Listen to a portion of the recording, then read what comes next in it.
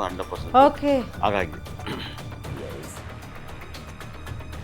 ನಮ್ಮ ಕರ್ನಾಟಕಕ್ಕೆ RCB ಯುವಕರು ಹೆಮ್ಮೆ ತಂದ್ರು. ನಾನು ಕೂಡ ಸಂಪೂರ್ಣ ಮ್ಯಾಚ್ ನೋಡಿದ್ದೇನೆ ಅಂತ ಹೇಳ್ತಿದ್ದಾರೆ.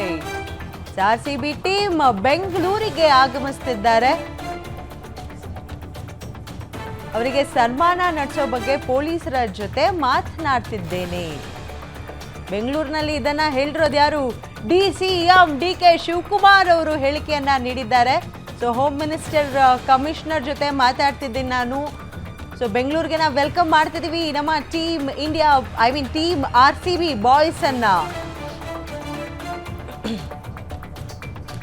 ಆಮೇಲೆ ಎಲ್ಲ ಮಾಹಿತಿನ ನೀಡ್ತೀವಿ ಅಂತ ಕೂಡ ಹೇಳ್ಕೊಂಡಿದ್ದಾರೆ DK ಶಿವಕುಮಾರ್ ಅವರು. ನಮ್ಮ ಕರ್ನಾಟಕಕ್ಕೆ RCB ಯುವಕರು ಹೆಮ್ಮೆ ತಂದಿದ್ದಾರೆ. ತಂಡದಲ್ಲಿ ಕರ್ನಾಟಕ ಪ್ಲೇಯರ್ ಕೂಡ ಇದ್ದಾರೆ, ನೆನ್ನೆ ಆಡಿದ್ರು ಕೂಡ.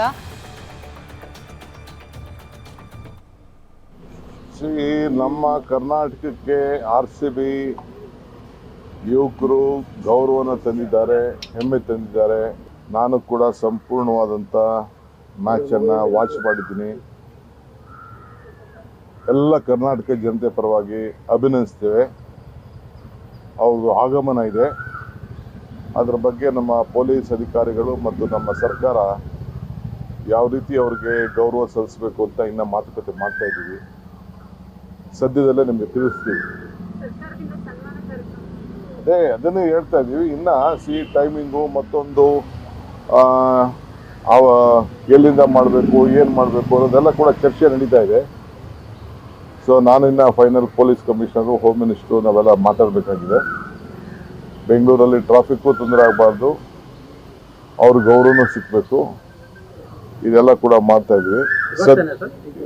ಸದ್ಯದಲ್ಲೇ ನಿಮಗೆ ತಿಳಿಸ್ತೀವಿ.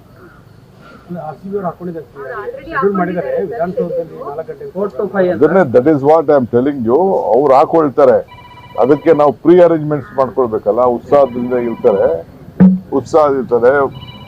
ಯುವಕರು ಬಹಳ ಜನ ಬರ್ತಾರೆ, ಅದನ್ನು ಕಂಟ್ರೋಲ್ ಮಾಡೋರು ಯಾರು ಮಾಡ್ತಾರೆ?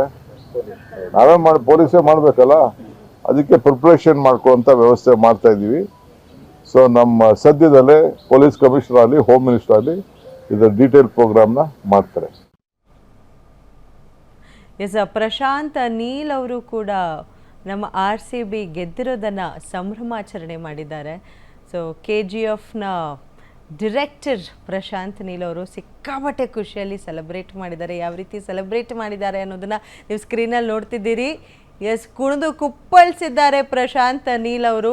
ಸೊ ಅದ್ಭುತವಾದಂತಹ ಚಿತ್ರವನ್ನು ನೀಡಿದಂತಹ ಡಿರೆಕ್ಟರ್ ಪ್ರಶಾಂತ್ ನೀಲ್ ಅವರು ಕೂಡ ಅವರ ಟೀಮ್ ಜೊತೆಗೆ ಕುಣಿದು ಕುಪ್ಪಳಿಸಿದ್ದಾರೆ.